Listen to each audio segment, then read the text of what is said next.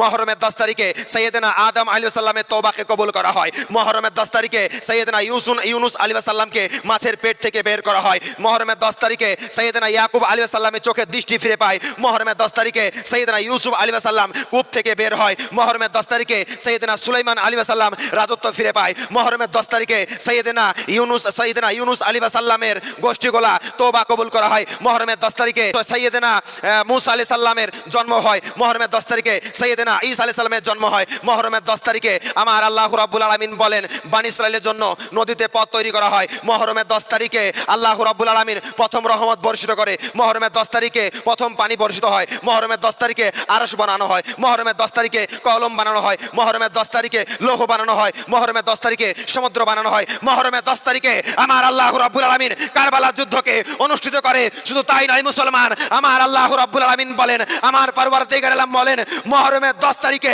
শুক্রবারের দিন আমার আল্লাহ কিয়ামত অনুষ্ঠিত করবেন।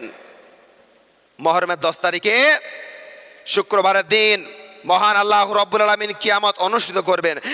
প্যারে মুসলমান, মুহররমের 10 তারিখের অনেক গুরুত্ব আছে। মুহররমের 10 তারিখের অনেক বৈশিষ্ট্য আছে। মুসলমান, মুহররমের 10 তারিখে রং তামাশা করা চলবে না। মুহররমের 10 তারিখে আলী মাকাম ইমাম হুসাইন রাদিয়াল্লাহু তাআলা আনহুকে শহীদ করা হয়েছিল। নির্মমভাবে কারবালার প্রান্তরে শহীদ করা হয়েছে। ছোট ছোট বাচ্চাকে শহীদ করা হয়েছে, মেয়েদেরকে শহীদ করা হয়েছে, বুড়োদেরকে শহীদ করা হয়েছে। প্যারে মুসলমান, মুহররমের 10 তারিখের অনেক গুরুত্ব আছে, অনেক গুরুত্ব। মুহররমের 10 তারিখ যখন আমাদের সম্মুখে আসবে, তখন মুহররমের 10 তারিখে আমরা অবহেলার মধ্যে কাটাবো না। মুহররমের 10 তারিখকে আমরা যেমন ভাবে কাটানো মনে করব, ইনশাল্লাহ ওই রকম ভাবে কাটাবো। আমরা 9 তারিখে রোজা রাখবো, 10 তারিখে রোজা রাখবো। মুহররমের আগের দিন অর্থাৎ 9 তারিখ রাতটা আশুরার রাত, 10 তারিখের দিনটা আশুরার দিন।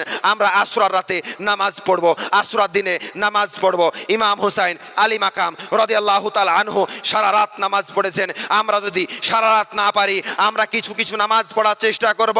মুসলমান, মুহররমের 10 তারিখে এমন ঘটনা ঘটেছে যে দৃশ্য আমরা হয়তো দেখিনি, কিন্তু ওই দৃশ্য আসমান দেখেছিল, ওই দৃশ্য জমিন দেখেছিল, সূর্য দেখেছিল, গাছপালা দেখেছিল, পশু পাখি দেখেছিল।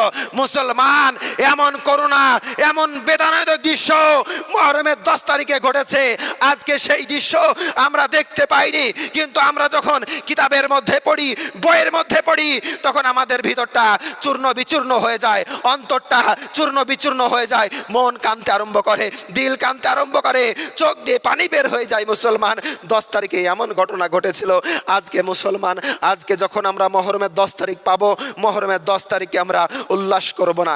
মুহররমের 10 তারিখে শরীয়ত বিরোধী কাজ করব না। যে কাজে আমার হুসাইন খুশি হবেন, আমার নবী খুশি হবেন, আমার আল্লাহ খুশি হবেন, আহলে বাইত পাক পাঞ্জাতন খুশি হবে, আমরা সেই কাজ করার চেষ্টা করব। আল্লাহ রাব্বুল আলামিন যেন ওই সমস্ত কাজ আমাদেরকে বেশি বেশি করার তৌফিক দেন। আমিন।